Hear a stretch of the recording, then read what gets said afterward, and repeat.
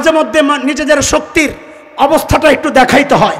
নবী তওয়াফের সময় দেখাইছেন, আমরাও কোনো মিছিলের আওয়াজ আসলে ওই মিছিলে অংশগ্রহণ করব। যদি ইসকন সন্ত্রাসীদেরকে নিষিদ্ধ ঘোষণার জন্য কুমিল্লার ওলামায়ে কেরাম কোনো বিক্ষোভের ডাক দেয়, ঘরে থাকা যাবে না, কোনো লড়াই আমরা জড়াবো না, কারো মন্দিরে হামলা করব না, অন্য ধর্মের কাউকে ডিস্টার্ব করব না। কিন্তু নিজেদের অবস্থান দেখানোর জন্যে, নিজেদের শক্তি প্রদর্শনের জন্যে ওলামারা যখনই ডাক দিবে সবাইকে অংশগ্রহণ করতে হবে ইনশাআল্লাহ। বলেন ইনশাআল্লাহ। একটা প্রমাণ দেই তাইলে বুঝবেন। টাঙ্গাইল জেলার এক পাগলা এমপি আছে, সাবেক আব্দুল লতিফ সিদ্দিকী, তার তোর সিরা ব্যাডার, কথাবার্তার কোনো লাইন নাই। আসেনি, ছিলেননি আপনারা? কয়দিন আগে এক জায়গায় ওয়াজ করতে গেছে। কোন জায়গায় কি করতে গেছে? হ্যাঁ, এখন তো নেতারা ওয়াজ করতে আয় মাহফিলে, কারণ হেরা ডাকলে তো পাবলিক আয় না। বিরিয়ানির পোটলা দিয়েও আনা যায় না, পোটলাটা লইয়া জায়গা জানে অনেক কার জন্য সবাই আইছে। এক পোটলাওয়ালা বেড়িরে ধরছে পোলাপান, এই কই আইছেন, কেন আইছেন? কয় শুনছি আমাকে নেত্রী ভাষণ দিব। বিরিয়ানির পোটলা হাতে। আপনার নেত্রীকে? কয় খালেদা জিয়া। অথচ মিটিং আসছিল আওয়ামী লীগের। বেটি জানেও না কোন মিটিং আছে, পোটলা দিয়ে যায় পড়ছে। তো তোমরা তো পোটলা দিয়েও আনতারো না, এই জন্য মাহফিল হইলে হ্যাঁ এসকোট একটা ওয়াজ করার এত মানুষ তার একখানে পায় না। তো হ্যাঁ যায় ওয়াজের মতোই যায়, একদম চেয়ারে যায়, হুজুরের চেয়ারে যায় বইছে। একটা টি শার্ট পরা, টুপি টাপি তো প্রশ্নই আসে না। তো হ্যাঁ বয়ানের মাঝখানে হঠাৎ করে কইতাছে কি, কয় আপনারা হুজুররা যে দোয়া করেন না, মোনাজাত ধরেন যে, আমি কিন্তু আমিন বলি না। কি বলে না? তো আমি মনে করছি হুজুরকে উপরে হ্যাঁ আস্থা ভরসা নাই, এই জন্য হুজুরকে দোয়ার লাগে আমিন কয় না। তোমার দোয়া কবুল হইলে না আমি আমিন কব। তো আমি অপেক্ষায় আছি, দেখি কারণটা কি কয়, কেন আমিন কয় না। কারণ যেটা কইছে আমার তো খুব খুশি লাগছে। কেন? আমি দলিল পেয়ে গেছি যে গুনারে গুণা মনে করে না। সে বলতেছে আমি আমিন এই জন্য কই না, আপনারা তো বাচ্চাদেরকে শেখান গুনাহ করে আল্লাহর কাছে দোয়া করতে, তো আমিন আমিন সবাই কয়, আমি আমিন কই না কেন? হে বুকের মধ্যে এমনি থাবড়ায় আর কয় আমার জিন্দগিতে আমি কোনো পাপ করি নাই, অথচ দাড়ি কাটবে না। পাইছেন? গুনারে গুনাহ মনে না করার দলিল পাইছেন? দাড়ি কাইটা হ্যাঁ কয় জিন্দগিতে কোনো গুনাহ করি নাই, আর মুখে কয় একটা, আর ভাব বাইরে রইল আরেকটা। আপনার ঘরে কিচ্ছা শোনাইছিলাম মনে আছে? আগের মতো কাঁপি না। একজন আছে এরকম যে শুনছে কিচ্ছা, একজন মাত্র, তো আরো শোনার লাগবে। আরো দুই একজন আছে, কয়দিন আগে কইয়া গেছে এই জায়গায়। আগের মতো কাঁপি না। এটা একটা ভালো গল্প, মনে রাখেন, কাজে লাগবে। আশেকের রসুলদের ব্যাপারে এই গল্প খুব কাজে লাগে। কি সেটা? আমরা যখন ফরিদাবাদ মাদ্রাসায় পড়ি ছোট, আজকে যেমন হিফজুল কোরআন প্রতিযোগিতায় বিদেশ থেকে বড়রা আমাদের ছেলেরা পুরস্কার ছিনায় আনে না, ওই সময় এরকম বহু পুরস্কার আনতো, কিন্তু প্রচারণা পায় নাই। কারণ তখন হজরত ফেসবুক শরীফ তো ছিল না। ফেসবুক শরীফের বদৌলতে এখন যেমন প্রচারণা পায়, সুবহানাল্লাহ, হোক প্রচার হোক, এগুলো যত প্রচার হইব অগ কলিজায় যায় তত বেশি লাগে। তো ওই সময়ের এক ফেভারিট প্রতিযোগী ছিল কারি নুরুল্লাহ ভাই, ফরিদাবাদ মাদ্রাসায় পড়তো, নরসন্দির দারুন হাফেজ, এখন কাতারের এক বড় মসজিদের ইমাম খতিব। তো উনি বাছাই প্রতিযোগিতা হয়তো ইসলামিক ফাউন্ডেশন বাইতুল মোকাররমে বাছাই প্রতিযোগিতায় নুরুল্লাহ ভাই প্রায় ফার্স্ট হইত, কিন্তু ওনারে বিদেশে পাঠানো হইতো না। কেন? ওনার একটু শারীরিক সমস্যা ছিল, উনি এইরকম কাঁপতেন। তা আন্তর্জাতিক পরিমণ্ডলে যায় কাঁপাকাপি করলে দেশের বদনাম না। তাই খতিব ওবায়দুল হক রহমতুল্লাহ আলাই ছিলেন তখন বিচারক প্যানেলে। তো খতিব সাহেব পুরান মানুষ, প্রতিযোগী হিসাবে নুরুল্লাহ ভাইও পুরান মানুষ, দুইজনেই চিনে ভালো করে। তো নুরুল্লাহ ভাই যখন ঢুকছে প্রতিযোগিতা দেওয়ার জন্যে, তো খতিব ওবায়দুল হক রহমতুল্লাহ আলাই নাকি জিজ্ঞেস করতেছেন, নুরুল্লাহ আগের মতো কাঁপনি তুমি? তো নুরুল্লাহ ভাই নাকি জবাব দিচ্ছেন, আমার দিকে দেখতে হবে, আমার হাত আর মুখের দিকে দেখতে হবে, নাইলে জবাব বোঝা যাবে না। নুরুল্লাহ ভাই নাকি জবাব দিচ্ছেন, হুজুর আগের মতো কাঁপি না। আগের মতো? হাত কি করতেছে, মুখটা কি করতেছে? তো মুখে বলে একটা, হাত পাও সব বলে আজকালকার আশেকের রসুলদের হালত। ও মুখে কয় আশেকের রসুল, আর দাড়ি ছাড়া চেহারা কয় না না আমি আশেকের রসুল না। ও মুখে কয় আশেকের রসুল, আর চুলের কাটিং কয় আশেকের রসুল না। ও মুখে কয় আশেকের রসুল, ও সুন্নতের খেলাফ লেবাস কয় আশেকের রসুল না। ওই পাগলা এমপি ও ও মুখে কয় আমি গুনাহ করি না, অথচ দাড়ি কাটার চেহারা, ওর চেহারা কয় না তুই পাপিষ্ট, তুই কবিরা গুনায় লিপ্ত। দোস্ত, আলোচনার বিষয় কি? গুনাহ করার চেয়ে গুনাহকে গুনাহ মনে না করা আরো বেশি। কেন? এই কেনটা শুনে আছে মনোযোগ। গুনাহকে গুনাহ মনে না করা এটা কেন এত মারাত্মক অপরাধ? গুনাহ করার চেয়ে অপরাধ কেন? শয়তানকে আল্লাহ তাআলা যখন তাড়াইয়া দিছেন, জানেন তো গল্প। শয়তান আল্লাহর কাছে কিছু আবদার করছিল, তাও তো জানেন। এদিকে তাকান, এদিকে তাকান, জানেন তো। তাড়াইয়া দেওয়ার সময় মানুষ চায় নাকি? এটারও একটা গল্প শোনেন।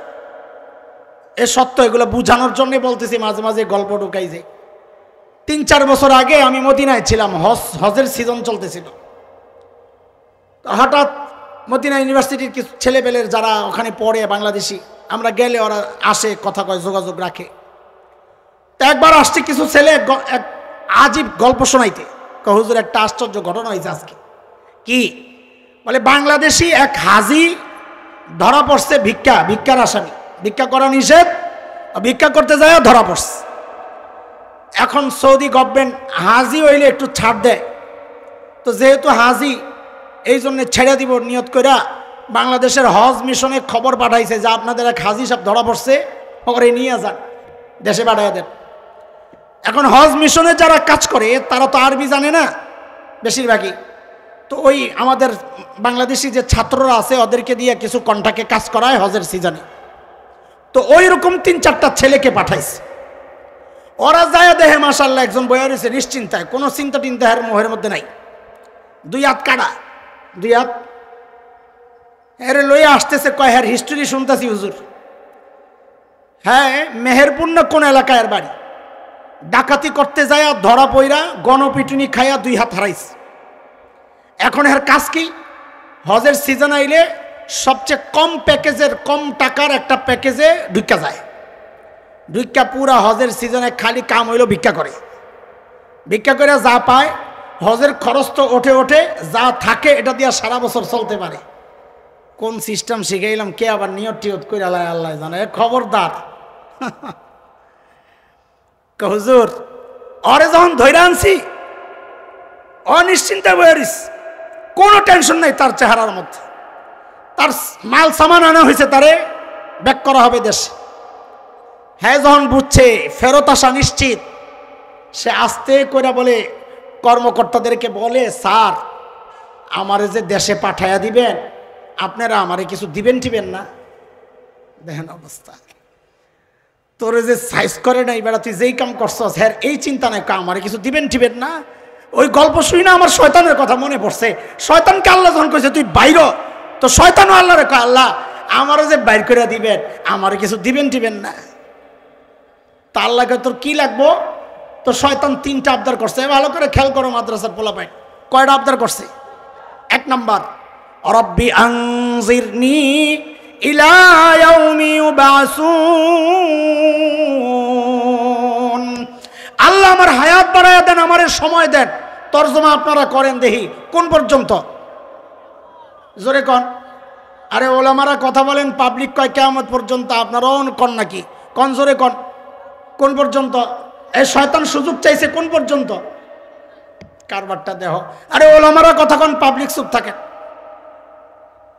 কোন পর্যন্ত? এখনো কয় কিয়ামত। হ্যাঁ, তো এটা কোন না তো আপনারা, হেরা কিয়ামত কয়, আপনারা চুপচাপ বয়ে রয়েছেন না। শয়তান কিয়ামত পর্যন্ত সময় চায় নাই। এখানে শয়তান ভয়ঙ্কর এক বাটপারি করছে, এটা আমরা ধরতে পারি নাই। কি সেটা? শয়তানের বাটপারিটা একটু বুঝেন। হযরত ইসরাফিল সিংহায় ফু দিবেন 2 বার। কয়বার? প্রথমবার ফু দিলে কুল্লু শাইইন হালিক ইল্লা ওয়াজহা, আল্লাহ ছাড়া সব ধ্বংস হয়ে যাবে। প্রথম ফু, সবাই মারা যাবে। আবার ফু দিতে বলবেন জিন্দা কইরা, হযরত ইসরাফিল রে জিন্দা কইরা বলে আরেকটা ফু দাও। আরেকটা ফু দিলে আবার সবাই জিন্দা হবে। এই সবাই জিন্দা হওয়ার পর মৃত্যু নামক যে হুকুমটা, আল্লাহ ওইটাকে একটা জানোয়ার বানাইয়া ওটারে জবেহের মাধ্যমে মৃত্যুকে শেষ করে দেওয়া হবে। ওই দিনটাকে বলা হয় ইয়াউমে ইউবাসুন। ইয়াউমে ইউবাসুনের পর আর মৃত্যু থাকবে না। জাহান্নামে যে যাবে চিরকাল জাহান্নামী, লা ইয়ামুতু ফিহা ওয়ালা ইয়াহইয়া, সে মরবে না তবে বাঁচাটাও মরার মতো। জান্নাতে যারা যাবে চিরকাল জান্নাতি, কেউ মারা যাবে না, মৃত্যুর কাজ শেষ। শয়তান জানে আমি যদি কিয়ামত পর্যন্ত টাইম চাই তো আমার তো মরা লাগবে। শয়তান কয় মরা যাবে না, একটু চালাকি কইরা বাটপারি কইরা একটু ফাঁক ফুকে বাইরে হওয়া যায় কিনা। তা হ্যাঁ কয় আল্লাহ আনজিরনি ইলা ইয়াউমি ইউবাসুন, কিয়ামত না কিয়ামত না, আল্লাহ আমারে পুনরুত্থান দিবস পর্যন্ত সুযোগ দাও, কারণ ও জানে ওই পর্যন্ত টিকটা গেলে আর মরা লাগবে না। শয়তান বাটপারি করছে, আল্লাহ বুঝি ধরতারে নাই, আমরা ধরতে না পারলেও আল্লাহ বুঝি ধরতারে নাই। তা আল্লাহ কি বলেন, হা হা যা যা, ইন্নাকা মিনাল মুনজারিন, তোরে সুযোগ দিয়ে দিলাম যা, তবে টাইম তুই চালাকি করে বাটপারি করে যেটা চাইছস টাইম কিন্তু এটা না, ইলা ইয়াউমিন ওয়াক্তিম মালুম, টাইম আমি যেটা দিছি ওইটাই, কিয়ামত পর্যন্তই তুই বাঁচবি যা। শয়তান দেখলো হায় রে চালাকি একটা বাটপারি একটা করছিলাম, কাম তো হইল না, ধরা বেড়ে গেছি গা। আল্লাহ আরেকটা দেন সুযোগ। বলে কি সুযোগ চাস?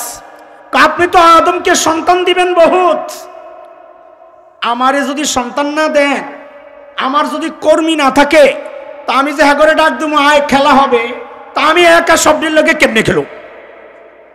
আমারও কিছু কর্মী টর্মী দেন, আমার সন্তান টন্তান দেন। তা আল্লাহ কইছে যা, তোরও সন্তান হবে, আদমের মতো তোরও সন্তান হবে যা। শয়তান দুইটা পাইয়া আল্লাহ আখেরি আসাম না শেষ, কই কি চাবি ক? আল্লাহ আমার একটা সুযোগ দেন, আমি আপনার বান্দার রগের ভেতরে ঢুক্কা ঢুক্কা ভিতরে ঢুক্কা ঢুক্কা ওরে ধোকা দিতে চাই।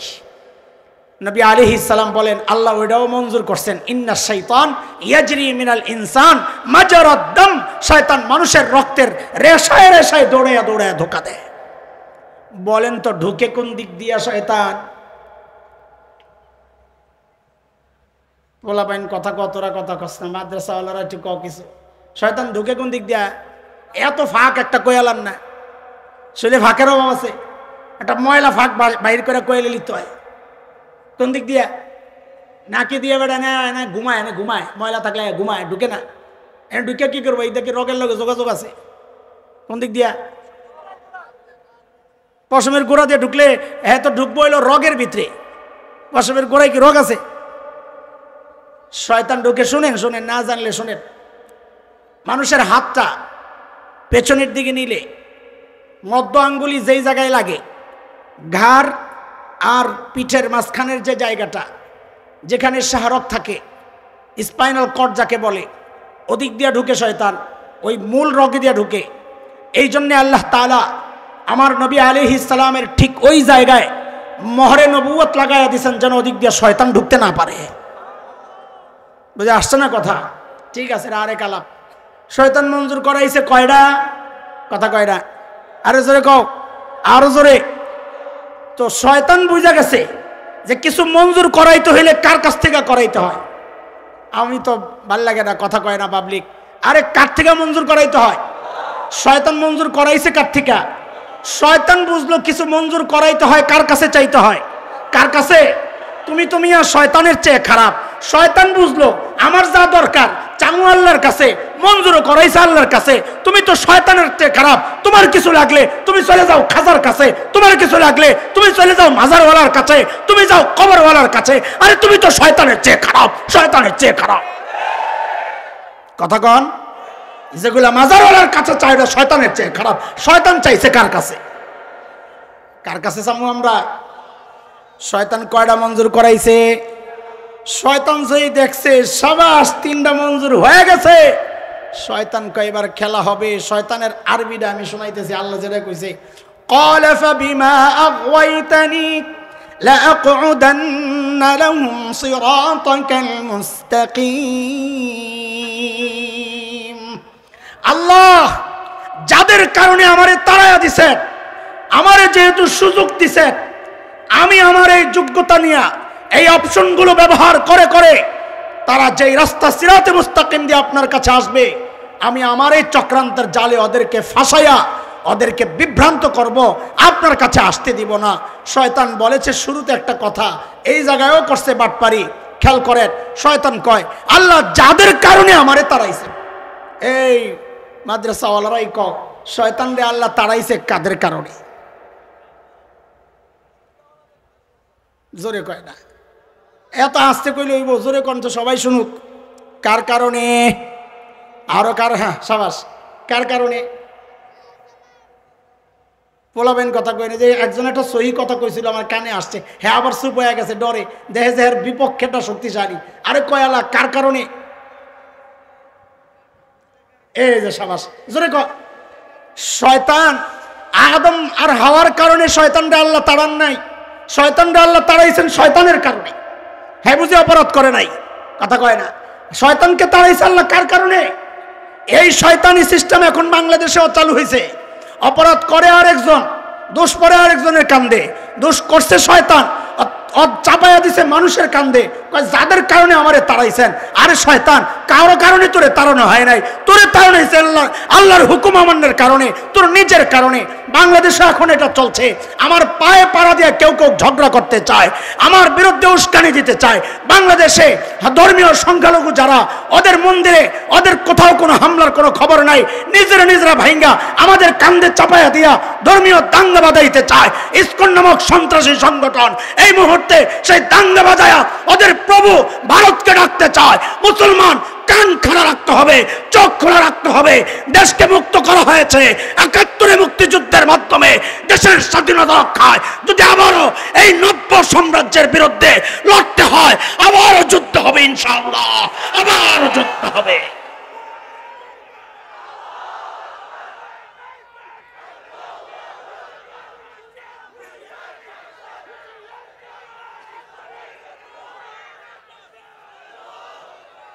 আমাদের চুপচাপ থাকার জন্য কেউ দুর্বলতা মনে না করে। আমরা তো সংখ্যা এখন অনেক বেশি, তাই না? কিন্তু যখন আমরা সংখ্যায় কম ছিলাম তখন আমাদের সাথে কেউ লড়াই করে পারে নাই। শাইখুল হিন্দের রুহানি সন্তান আমরা, শাইখুল হিন্দের রক্ত আমাদের ধমনীতে। ইনশাআল্লাহ শাইখুল হিন্দ যেমন বলেছিলেন, শরীর থেকে কল্লা আলাদা করা যাবে, সিনা থেকে কোরআনকে ছিনায় নেওয়া যাবে না, ইমানকে ছিনায় নেওয়া যাবে না। আমাদের কথা একটাই, আমাদের রক্তের নদী বইবে, আমাদের বিবি বিধবা হতে পারে, সন্তান এতিম হতে পারে, মানচিত্র টুকরা করতে দেওয়া হবে না, দেওয়া হবে না, দেওয়া হবে না। মুসলমান জানতে চাই, শুনতে চাই, দেশ রক্ষায়, ইমান রক্ষায় যদি ঘাম ঝরাতে হয়, ঘাম ঝরাতে প্রস্তুত। মাল খরচ করতে হলে মাল খরচ করতে প্রস্তুত। যদি একটা চূড়ান্ত ডাক আসে যে এইরকম সন্ত্রাসীদের বিরুদ্ধে, হিন্দু উগ্রবাদীদের বিরুদ্ধে, ওই সাম্রাজ্যবাদী আমেরিকার বিরুদ্ধে যদি ডাক আসে, তোমাদের জীবনটা দরকার, আল্লাহকে সাক্ষী বানায় দেখাও কে কে জীবন দিতে প্রস্তুত। আল্লাহু আকবার।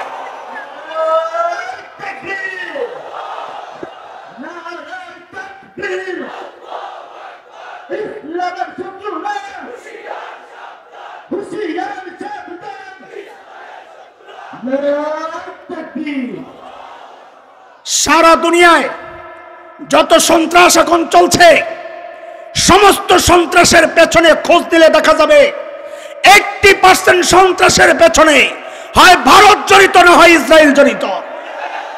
বিশেষ করে মুসলমানদের বিরুদ্ধে সারা দুনিয়ায় যেখানে চক্রান্ত চলেছে, খোঁজ নিলে দেখা যাবে হয় ভারত জড়িত আর না হয় ইসরায়েল জড়িত।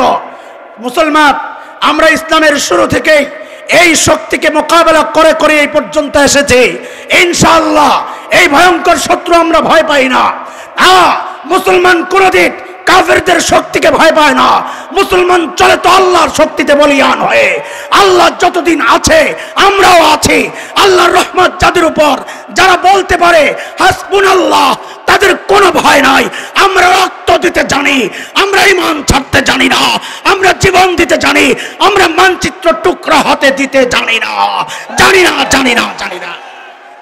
প্রস্তুত থাকা লাগবে ইনশাআল্লাহ। আছেন প্রস্তুত ইনশাআল্লাহ? বলেন আছেন ইনশাআল্লাহ?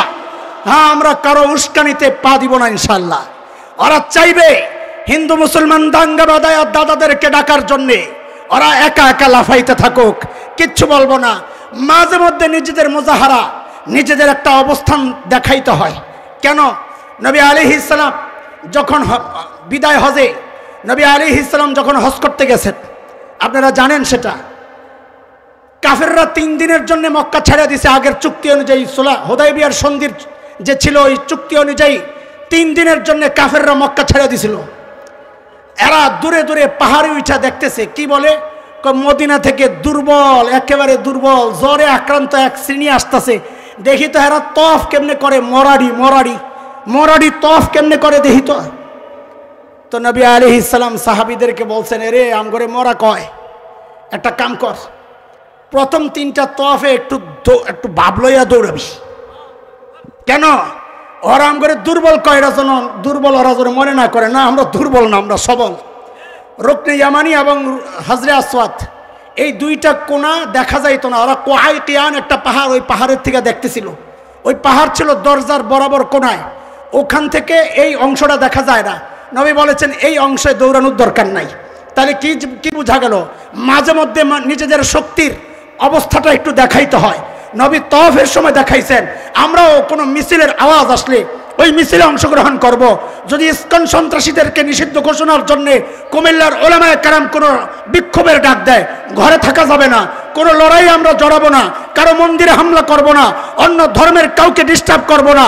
কিন্তু নিজেদের অবস্থান দেখানোর জন্যে, নিজেদের শক্তি প্রদর্শনের জন্যে ওলামারা যখনই ডাক দিবে সবাইকে অংশগ্রহণ করতে হবে, ইনশাআল্লাহ। বলেন ইনশাআল্লাহ। আল্লাহ আপনাদেরকে কবুল করেন। আল্লাহ বাংলাদেশকে সকল রকমের নৈরাজ্য, বিশৃঙ্খলা, অশান্তি, দেশি বিদেশি চক্রান্ত থেকে আল্লাহ বাংলাদেশকে হেফাজত করেন, বল আমিন। আচ্ছা, গাড়ি দেখা শেষ হইলে আমার দিকে তাকায় না, দেখেন কয় না দেখা শেষ, অনেকের এখনো আছে। দেখলাম আমি একটু পানি টানি খাই, আপনারা গাড়ি দেখেন। আচ্ছা আচ্ছা চাচা, তাহলে 15-20 মিনিট একটু অপেক্ষা।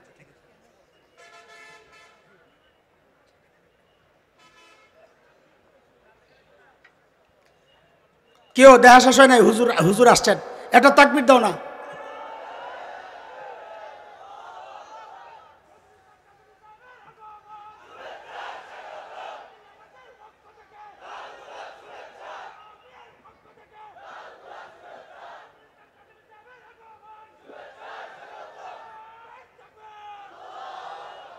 আচ্ছা, হুজুর একটু পরে আসবেন ইনশাআল্লাহ। হুজুর আসছেন, একটু আরাম করবেন, একটু ফ্রেশ হবেন, তারপরে আসবেন।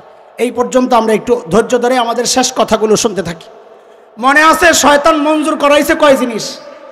সিল্লান দিয়ে আবার ভুলে যাওয়া তো পড়া, কয় জিনিস? এখন আমার বাপে বয়া বয়া কান্দে। আমার বাবাকে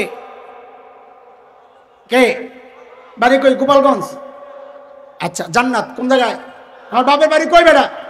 যারে তারে বাপ বারাস বেড়া, জান্নাত থেকে যে আসে তারে বাপ কইতে ভালো লাগে না তোকে, বেকুফের আড্ডি কোথাকার। তা আমার বাবা বৈশা বৈশা কান্না করে কেন? আরে শয়তান তো সব মঞ্জুর করায় রইল, আমার সন্তানের কি হবে? তো আল্লাহরও তো মায়া লাগতেছে কান্না দেখা। তো আল্লাহ বলেন, আপনার কিছু লাগলে বলেন, দেই।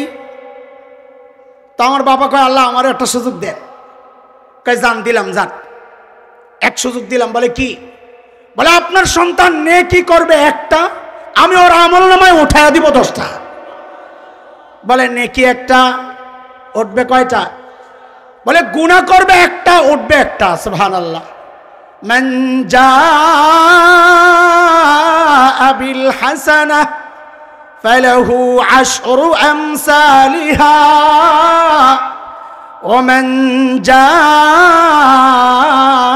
বিস সাইয়্যাহ ফালা ইউজজা ইল্লা মিসলাহা। নেকি একটা, উঠবে কয়টা? জোরে কোন। গুনাহ একটা, উঠবে কয়টা? আমার বাপে তাও বয়া বয়া কান্দে।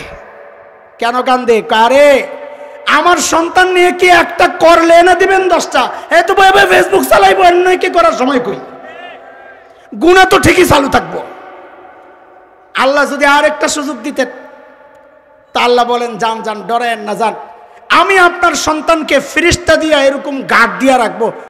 শয়তান যখন আসতে চায়, তো আমাদের চারপাশের ফেরেশতারা, আমরা যেমন খাবার থেকে মাছি তাড়াইয়া দেই না, ফেরেশতারাও এইরকম শয়তানকে দূর দূর করে তাড়াইয়া দেয়। আমার বাপে তাও বৈশা বৈশা কান্দে। কেন কান্দে? আপনি ফিরিস্তা দিয়া গার্ড দিবেন, ব্রেকেট, নিরাপত্তা, এর চেয়ে নিরাপদ জায়গা তো জান্নাতে আমি নিজেই আসিলাম, তারপরও তো ধরা খাইয়া গেছি। কারণ শয়তান তো কাছে যায় না, হয়তো দূর থেকে রিমোট টিপ দেয়, খালি চ্যানেল পাল্টায়। আগে তো আমরা অশ্বাসা বুঝাইতে পারতাম না, এখন এই রিমোট আসার পর অশ্বাসা বুঝানো সহজ হয়ে গেছে। তো আল্লাহ তাআলা দেখছেন, এই খেয়াল করেন, চূড়ান্ত জায়গায় এসে পড়ছে। আল্লাহ তাআলা দেখছেন আমার বান্দার অবস্থা তো কাহিল, তো পেরেশান সন্তানের জন্যে, তো আমার কাছে স্পেশাল যেটা আসিল সেটাও শোনায় দিই। তা আল্লাহ বলেন, শোনেন, আপনি টেনশন করেন না, আমি রব তো আছি, আমি আমার বান্দারা আমার নিজ হাতে বানাইছি জাহান্নামে দেওয়ার জন্যে না, সর্বোচ্চ সুযোগটা আমি দিয়ে দিচ্ছি। শোনেন, বলে কি সেটা? বলে আমার বান্দা গুনাহ করবে, করতে করতে করতে করতে জীবন পার, শেষ সময় আয়েশা যদি বলে, ও আল্লাহ আমি ভুল করছি, আমারে মাফ করে দাও, আমি আর করব না, আমি ওয়াদা দিচ্ছি আমার তার জিন্দগির সব গুনাহ খাতা মাফ করে দিব।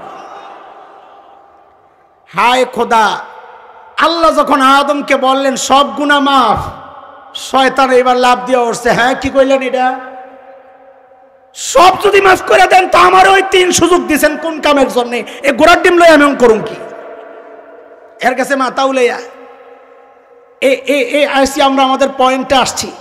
কোত্থেকে আনছিলাম? কথা টান দিয়া যে গুনাহ করার চেয়ে গুনাহকে গুনাহ মনে না করা বেশি মারাত্মক। মনে আসেনি কথা?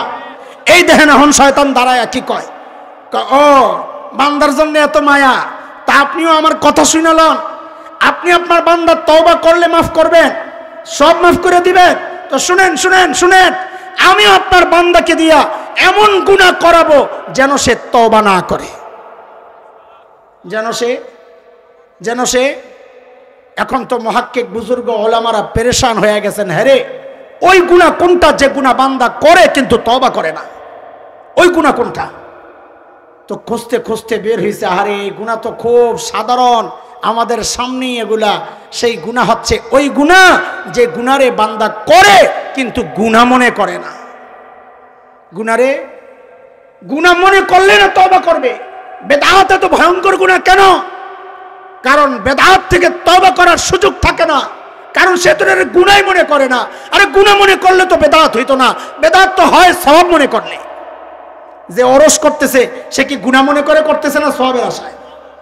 যে মিলাদ পড়তেছে লাফায়া গুনার কারণে না সওয়াবের আশায়? কথা কোন? এটা এক ভয়ঙ্কর গুনাহ। গুনাহ করার চেয়েও গুনাহকে গুনাহ মনে না করা অথবা হালকা মনে করা, এটা গুনার চেয়েও মারাত্মক। এই জন্য প্রিয় হাজিরিন, এই যে 4টা ভয়ঙ্কর গুনাহ বললাম যে এই সমাজে ব্যাপকভাবে ছড়ায়া, তার চেয়েও খারাপ দিক হচ্ছে গুনাহই মনে করছি না। এগুলার ব্যাপারে আর একটু সচেতন হই, সতর্ক হই। ইনশাআল্লাহ আমরা আমাদের চোখের হেফাজত করব ইনশাআল্লাহ। দাড়ি কাটা ছাড়া দিব ইনশাআল্লাহ। কে ছাড়বো? আরে যার দাড়ি আছে হ্যাঁ হাত ওড়ায়, আর যার দাড়ি নাই হ্যাঁ হাত ওড়ায় না, তো আমার লাভ হইল কি? থাক নামান, নিয়ত করেন ইনশাআল্লাহ দাড়ি রাখবো, ইনশাআল্লাহ নিয়ত করেন ইনশাআল্লাহ দাড়ি রাখবো। যারা কাটতেছি নিয়ত করেন রাখবো ইনশাআল্লাহ নিয়ত করেন। এই দাড়ি ছাড়া আমি আমার নবীর সামনে হাসরের মাঠে দাঁড়াবো না ইনশাআল্লাহ। সবাই নিয়ত করেন ইনশাআল্লাহ। 3 নম্বর, টাকনুর নিচে কাপড় পরবো না ইনশাআল্লাহ।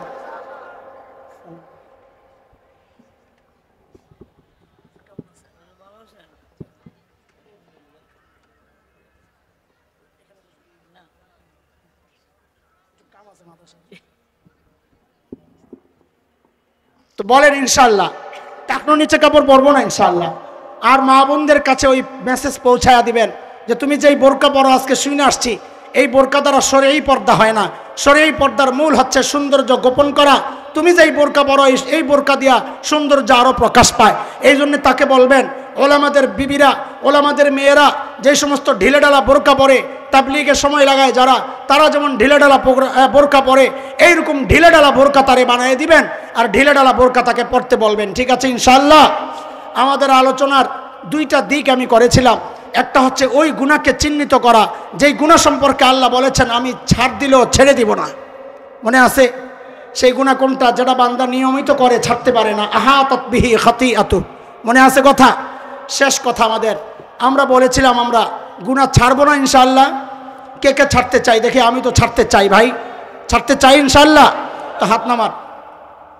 আমাদের বড়রা গুনাহ ছাড়ার জন্য কিছু সহজ পরামর্শ দিছেন, যে এই পরামর্শ অনুযায়ী চলো তো গুনাহ ছাড়া সহজ হবে। দেখেন, এই সমাজের বহু যুবক ছেলেপেলেরা আমাদের সাথে সম্পর্ক রাখে, অধিকাংশের দেখে এখন একটাই কথা, হযরত গুনাহ যে ছাড়তে বলেন, গুনাহ তো ছাড়তে চাই কিন্তু ছাড়তে তো পারি না। গুনাহ ছাড়তে চাই কিন্তু ছাড়তে পারি না, এই সমস্যা তো এখানে নাই। কথা বলে না, এই সমস্যা কুমিল্লা আছে নাকি? আছে, আছে। গুনাহ ছাড়তে চাই কিন্তু ছাড়তে পারি না, এই সমস্যা আছে। তাইলে তো বলা লাগে একটা সহজ পদ্ধতি শোনায় দেই। পদ্ধতি বড়দের কাছ থেকে আমরা অনেক শিখছি, চেষ্টা করতেছি চলার জন্যে। আপনারাও শিখবেন, চেষ্টা করবেন চলার জন্য। আমি একটা কথা বলে দিই, দেখেন প্রত্যেকটা মানুষ যে গুনাহ করে, দুইটা চিন্তা তাকে উৎসাহিত করে গুনাহ করতে। এই পোলাপান এখানে কথা কয় খালি বুড়োর বুড়োর কথা কইলে কিন্তু মাইকের সামনে বয়ে দেব, তখন বুঝবা কি মজা লাগে। এখান থেকে তো বুঝতেছো কত সুন্দর করে বেড়ায় কথা কয়। বেড়ার জান বাড়িতেছে, তুমি আসতেছো মিয়া। একজনের ডিম খায় কম, ডিমটা মজা লাগে না। মুরগি বলে পিছন দিকে কয়, আরে আমি পারার সময় আমার জানটা বাড়িয়ে গেছে, আর বলে মজা লাগে না।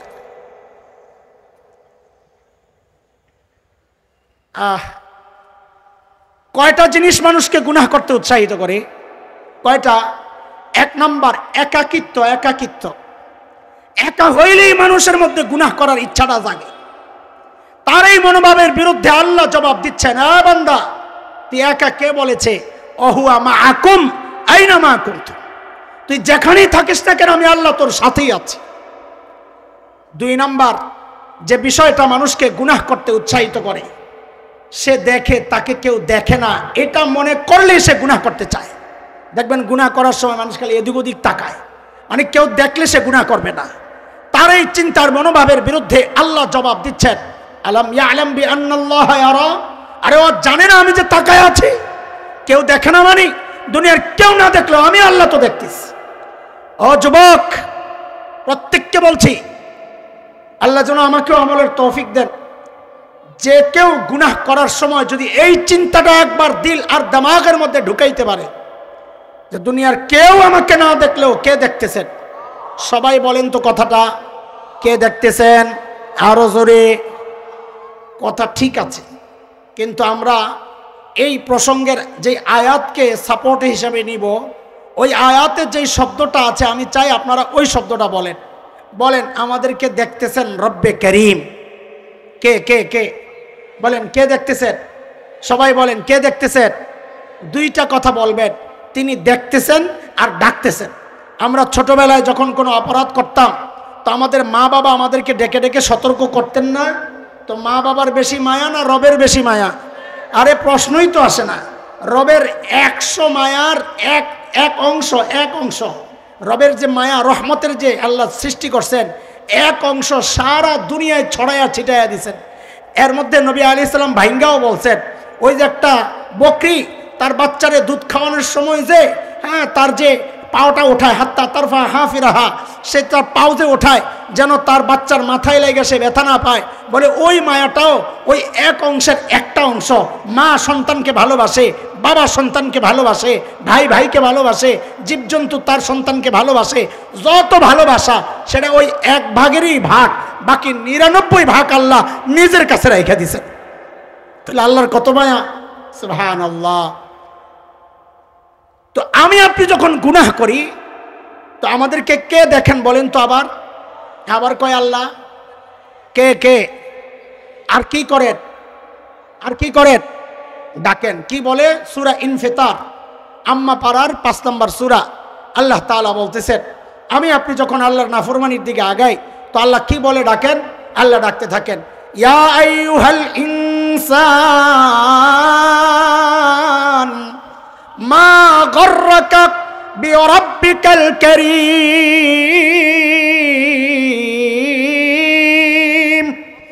ও মানুষ, ওই কারীম রবের ব্যাপারে তোমারে কে ধোকায় ফেললো?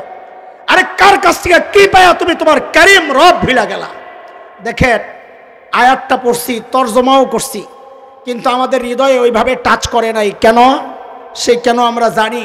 কারণ ওই ডাকের ওজনটা কত আমরা নিজেরা বুঝতে পারি নাই। ডাকটার ওজন কত, এই ওজন বুঝার জন্যে অল্প একটু অর্থ আমরা বুঝে নেই, অল্প 2-1 মিনিটের কথা।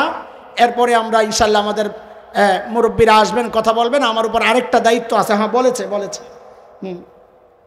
হ্যাঁ বলেছে হুজুর আসতেছেন।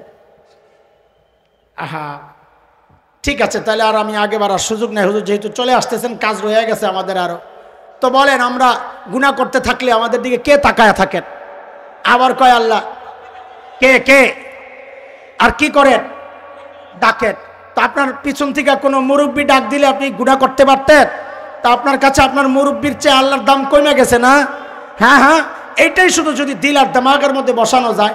আমি ওজনটা কত ওইটা আর বুঝাইতে আগাইলাম না, তাইলে আমাদের আরেকটা কাজ আছে, ওইটা বন্ধ হয়ে যাবে। হুজুর চলে আসবেন, হয়তো ব্যস্ততা আছে।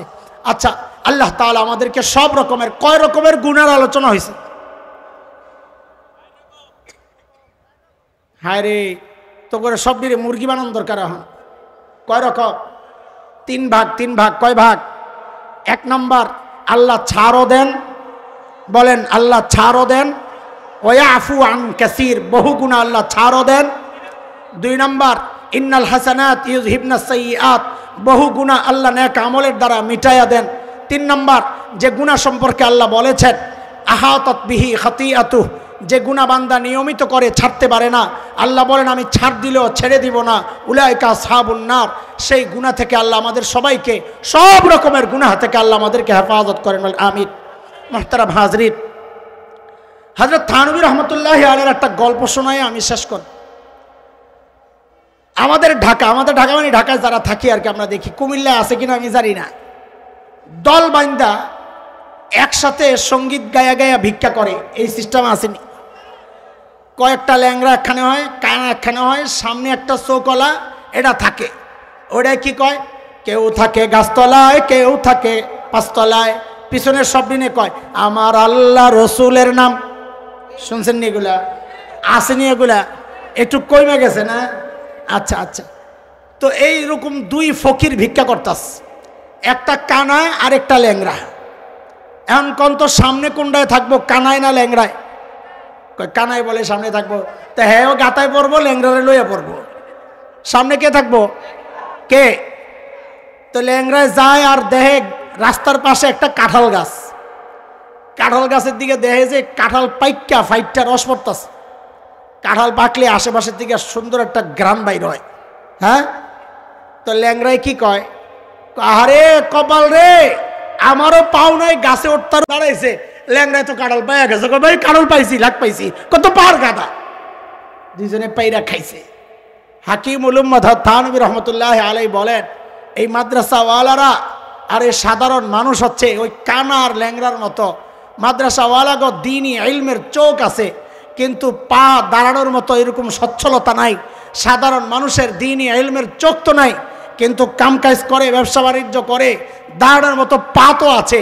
দ্বীনের কিছু নিয়ামত যদি ভোগ করতে হয়, তো ওই সাধারণ মানুষের পা আর ওলামার চোখ, এই কানা বেড়ার পাও আর ল্যাংরা বেড়ার চোখ একখানে জোড়া দিলেই দিন কায়েম হয়ে যাবে ইনশাআল্লাহ। বলেন, এই কানা বেড়ারা কথা কন, আপনাকে পাউডি দিবেন নি আমগরে ল্যাংরা করে? আমরা তো ল্যাংরা, কিন্তু চোখ আছে আমগো। বলেন, আপনাকে পাউডি দিবেন নি আমগরে? জোড়া লাগাইয়া জান্নাতি কাঁঠাল খাইতে চাই, কে কে রাজি? দেখি তো, আল্লাহু আকবার। সব কি ল্যাংরার দল? আমি ল্যাংরা করে না হাত তুলতে কইছি, কানা করে না হাত তুলতে কইছি, ল্যাংরারাও দি তুলছে। আচ্ছা একটু বলেন তো, এখানে একটা সূক্ষ্ম কথা বইলা লাই, ল্যাংরায় উপরে থাকবো না কানায় উপরে থাকবো? কথা কয় না? কয় কানায় বলে উপরে থাকবো। কানায় উপরে থেকে কাঁঠাল থাকবো মিয়া? ল্যাংরারে নিচে দিলে হ্যাঁ তো পাও একটাই নাই, কানায় উঠলে তো হ্যাঁ আরো মরে পড়বো না? এই মাদ্রাসাগুলোতে গঞ্জাম কেন লাগে জানেন? এই মূর্খরা, সাধারণ মানুষরা যাদের দ্বীনি ইলম নাই, চোখ নাই, হ্যাঁ পাও আছে, হুজুর গো পাও নাই, তাছাড়া এমনি দুর্বল। এই ল্যাংরার কান্দায় আমাদবুরি করেন কমিটির নামে, তো মাদ্রাসায় লাগে গন্ডগোল। ল্যাংরায় থাকবো উপরে, আলেমরে কান্দে লয়ে রাখবে, তাইলে দিন আগাবে। আলেমরে পিছায়া দিলে তো দিন কোনোদিন আগাবে না। আপনিও পড়বেন গাতায়, আর ওই আলেম লইয়া পড়বেন। কথা বুঝেন নাই আপনারা? তো বলেন ইনশাআল্লাহ আমরা আমাদের এই আলেখার চর মাদ্রাসা আলহামদুলিল্লাহ আমাদের একটা মহাব্বতের জায়গা, এটা আমাদেরকে বাচ্চারা মোহতামিম যারা আছে আমাদের ভাই ভাতিজা আমাদের ভাইদের বড় ভাইদের ছেলে যখনই ডাক দিয়ে চলে আসি ব্যস্ততা সব বাদ দিয়া আপনারাও একটু সহযোগিতার হাত বাড়াবেন আমরা চাই। আচ্ছা বলেন এত মানুষ জমা হয়েছেন, হুজুর বসা, আরেক বুজুর্গ আসবেন, এই মাঝখান থেকে এখান থেকে 100 মানুষ তো কোনো ব্যাপার না যে 1000 টাকা করে দিয়ে দাঁড়ায় যাবে, কোনো ব্যাপার না, এত মানুষ আলহামদুলিল্লাহ। আচ্ছা একজন বিসমিল্লাহ করেন তো যে হুজুর আমি 5000 10,000 চাই নাই, কিন্তু মাত্র 1000 টাকা চাইছি, একজন বলেন তো। দাঁড়ান দাঁড়ান, যারা দিবেন দাঁড়ান দাঁড়ান দাঁড়ান দাঁড়ান দাঁড়ান দাঁড়ান দাঁড়ান, আরো দাঁড়ান, আসেন একটা একটা করে আসেন। এই জায়গায় দুজন দাঁড় করান, বিশ্বস্ত। তোমরা যাইও না, আরে ব্যাগ দেখলে বেটার পকেটে হাত দিব, ব্যাগ দেখাইস না, আমি যে কই আপনারা শুনেন না। এখানে দাঁড়াও, 1000 হলে আসেন, তুই গনতে থাকো, তুমি গনতে থাকো, ব্যাগটারে পকেটে, আর ব্যাগ দেখলে মানুষ পকেটে হাত দিব না, বুঝে না। আসেন, কয়জন হইল কয়জন হইল? ও নিতে থাকুক, নিতে, তুমি নেওয়ার গণ মাশাআল্লাহ। আর বলবা মাশাআল্লাহ, আল্লাহ কবুল করে ভাই, আল্লাহ আপনারা আমাদের ডাকে সাড়া দিয়েছেন। দেন জলদি আসেন, আসেন না একটু দেন না, পিচ্ছে একটা দিয়ে